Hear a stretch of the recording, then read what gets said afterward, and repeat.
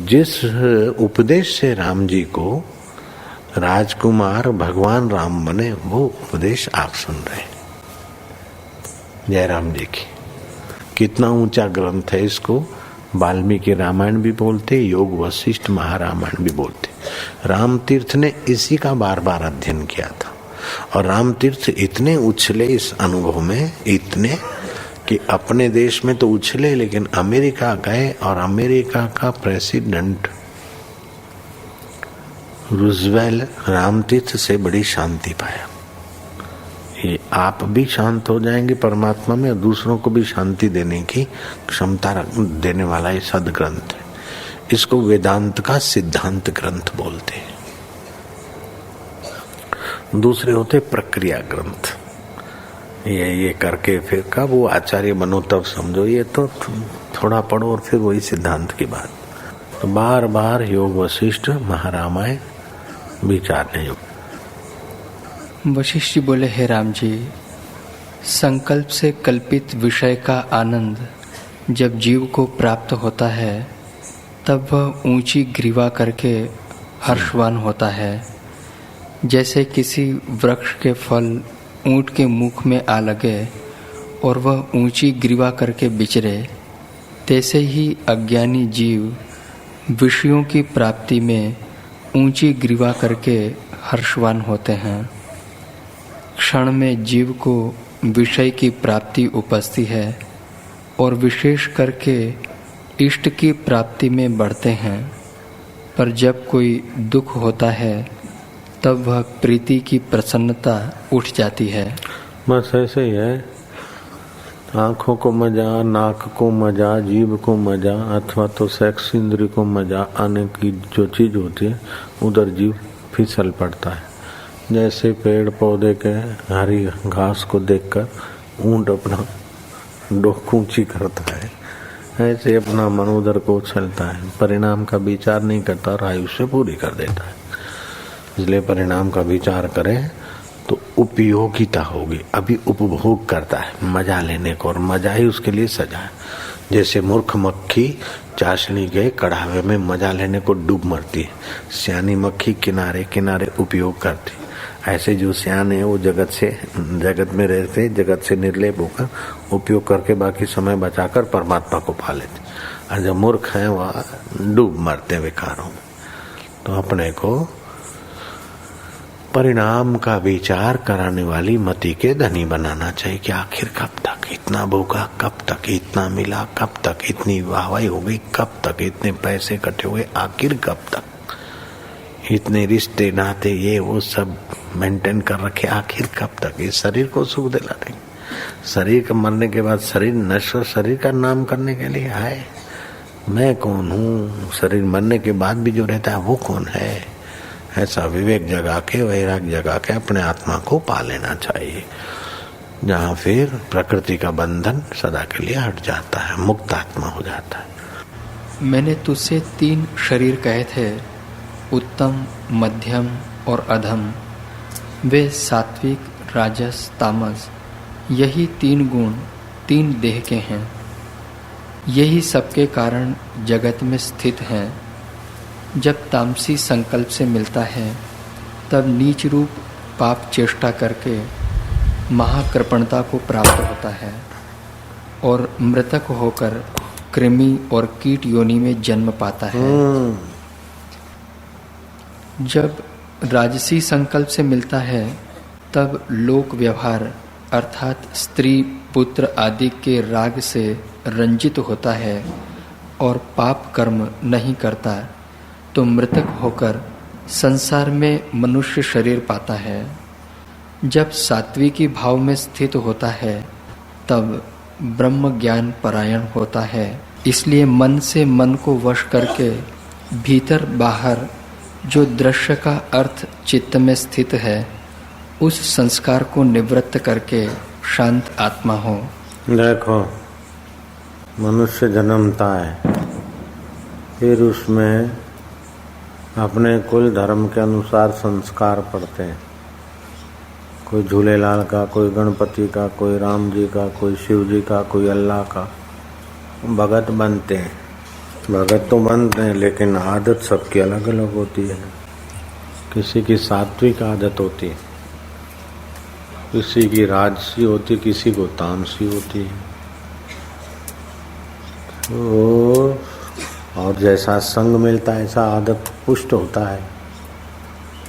जैसा कंपनी मिलता है, रिलेशन, कंपनी, साहित्य, खान पान, रहना करना, 10 प्रकार के साधनों का असर पड़ता है। जैसे माता पिता के स्वभाव का, दादा दादी के स्वभाव का, नाना नानी के स्वभाव का बच्चे पर असर पड़ता है, ऐसे खान पान का, शास्त्र का, मंत्र का, संग का प्रभाव पड़ता है। तो उसमें 3 मुख्य गुण होते हैं उन प्रभाव में। किसी का सात्विक प्रभाव, राजसी प्रभाव, तामसी प्रभाव। जो आया वो खा लिया, जो आया बोल दिया, जो करना था कर डाला, कोई सोचा नहीं। तो जिसकी तामसी आदत है, आलस्य, निद्रा, झूठ, कपट, तो ये तामसी राजसी स्वभाव के लोग। तो ये तामसी स्वभाव अगर छुपा छुपा के करते गए तो मरेगा तो तिर्यक योनि में जाएगा। सांप है, मेढक है, पतंगिया है, छछूंदर है, दूसरी ऐसी योनियां होती है जो तमस प्रधान योनियां होती। जिनका राजसी स्वभाव बन जाता है, राजसी स्वभाव का बाहुल्य आता है और पाप ज्यादा नहीं करते तो मरने के बाद फिर मनुष्य होते। जिनका सात्विक स्वभाव होता है, राजसी स्वभाव में लोभ होता है, काम होता है, क्रोध भी होता है, लेकिन साथ साथ में पाप से बचता रहता है। फिर कभी भूल कर लेता, पश्चाताप कर लेता, ऐसे जमा उधार गाड़ी चलती, वो राजसी स्वभाव के होते। ऐसे राजसी स्वभाव के लोग जीवन भर जिस स्वभाव की दृढ़ता होती है, सात्विक की, राजसी, तो राजसी स्वभाव का आदमी मरकर मनुष्य होता है। राजसी स्वभाव में भी सात्विक का अंश ज्यादा है तो ऊंचे कुल का मनुष्य होगा, और तामसी का अंश ज्यादा है तो फिर नीचे योनि का मनुष्य होगा। अनपढ़ वातावरण में, झोपड़पट्टी में, शराबी कबाबी के घर में, अथवा तो राजसी है लेकिन कुछ शुभ कर्म ज्यादा है तो किसी संत के, भक्त के, अच्छे कुल के, संस्कार वाले में जन्म लेगा। अगर सात्विक स्वभाव ज्यादा बन गया, जप का आदत पड़ गया, ध्यान का आदत पड़ गया, परोपकार का, सेवा का आदत पड़ गया, सादगी से रहने की पवित्र आदत पड़ गई, सत्य बोलने की आदत पड़ गई, संयमी रहने की आदत पड़ गई, तो सात्विक हो गया।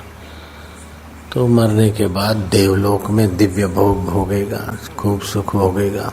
बाद में या तो श्रीमान पवित्र कुल में जन्म लेगा, या तो किसी योगी के घर जन्म लेगा, या तो अच्छे पवित्र धर्मात्मा धनवान के घर जन्म लेगा, या तो किसी योगी के घर जन्म लेगा। और बचपन से ही उसको ऐसा संस्कार, वातावरण मिल जाएगा कि वो भगवान को पाले। लेकिन जो सात्विक स्वभाव के हैं, लेकिन ये स्वर्ग नहीं चाहते और ईश्वर ही चाहते हैं, मुक्ति चाहते हैं, तो फिर वो देवताओं के भोगों को तुच्छ समझने वाले, सात्विक स्वभाव वाले खोजते हैं कि आखिर मुक्ति कैसे मिले, भगवान कैसे मिले। तो भगवत प्राप्ति की इच्छा वाले 2 प्रकार के होते हैं। एक तो सगुण साकार भगवान को पाना चाहे, कृष्ण, राम, शिव, गणपति भगवान, तो उन्हीं की पूजा करते करते मर जाएंगे तो उन्हीं के लोक में जाएंगे।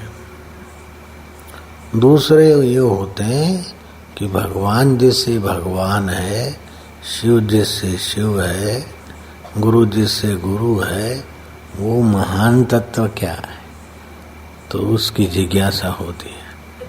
तो फिर ब्रह्मज्ञानी गुरु के संपर्क में उनकी रुचि होगी, वो खोज लेंगे, वहाँ पहुँच जाएंगे। फिर ब्रह्म ज्ञान का विचार करेंगे, कृष्ण के आकृति का, शिव जी के फोटो का नहीं, लेकिन ब्रह्मवेता ने जैसा उपदेश दिया है उसी प्रकार ब्रह्म परमात्मा की उपासना आराधना करेंगे। तो ब्रह्म परमात्मा की उपासना आराधना करने वाले में भी दो प्रकार होते हैं, एक तीव्र साधन करता है, दूसरा मंद करता है। तो तीव्र साधन वाला तो जल्दी परमात्मा ब्रह्म को पा लेगा, और जिसका ढीला साधन है तो मरते दम तक परमात्मा का साक्षात्कार तो नहीं कर सकेगा, लेकिन साक्षात्कार की इच्छा है। तो मरने के बाद अगर उसकी साधना एकदम मंद है तो स्वर्ग का सुख भोग कर फिर आकर किसी अच्छे वातावरण में यात्रा करेगा। अगर उसकी तीव्र साधना है, तीव्र नहीं तीव्र, तो मरने के बाद ब्रह्मलोक में जाएगा। जैसा ब्रह्मा जी को, जैसे गुरु को आश्रम में रहने का वातावरण मिलता है, ऐसे ही शिष्यों को मिल जाता है। जिस धरती पे गुरु रहते उसी धरती पे शिष्य रहते हैं। जिस हवामान में, वातावरण में, लाइट में, उसमें गुरु जी को जो भी मिलता है वो उनके साथ वालों को भी मिल जाता है। तो ऐसे ही जैसा ब्रह्मा जी को मिलता है, ऐसे ब्रह्मलोक निवासियों को भी वहाँ का वातावरण, सुख सामग्री मिल जाता है। लेकिन ब्रह्मा जी के अधिकार अपने रहते हैं, ब्रह्मलोक निवासी का अपना रहता है। जब ब्रह्म प्रलय होता है तब ब्रह्मलोक निवासी ब्रह्मा जी का तत्व ज्ञान का उपदेश सुन के उस ब्रह्म परमात्मा में लीन हो जाते, जिसकी सत्ता से तमाम सूरज, आकाश गंगाएं और पूरे ब्रह्मांड चलते, उस पर ब्रह्म परमात्मा का आखिरी उपदेश। क्योंकि पहले तो सुन के आया धरती पर से, लेकिन कच्चा रह गया, तो आखिरी उपदेश ब्रह्मा जी का सुनकर ब्रह्मलोक को, ब्रह्म परमात्मा को पा लेगा। पेड़ पौधा बनेगा, छछूंदर बने, जैसा भी हो, जो मन में आए वो करो, जैसा मन में आए, इंद्रियों में आए ऐसा करो। तो तीर्यक योनि, कुछ अच्छा करो, संयत रहो, और कुछ जरा मन में आने तो मनुष्य योनि में, और एकदम दृढ़ता से चलो तो देव योनि, और उससे भी ऊपर उठो तो परमात्मा को पालो। ये बात है। तो जैसे पत्थर से चट्टान का गिरना आसान होता है, चढ़ना मेहनत है।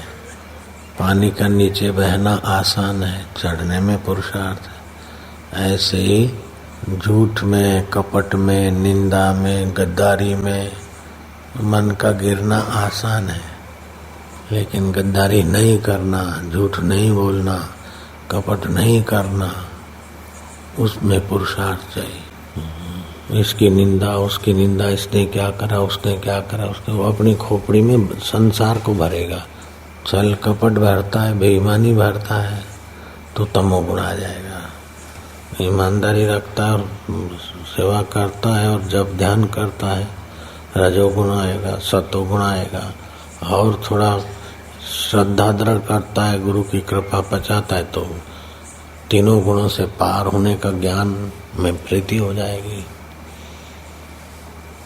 तो गुरु किसी को नजीक नहीं लाते, गुरु किसी को दूर नहीं करते। ऐसे ही भगवान किसी में ज्यादा हूँ, किसी में कम हूँ, ऐसा नहीं है।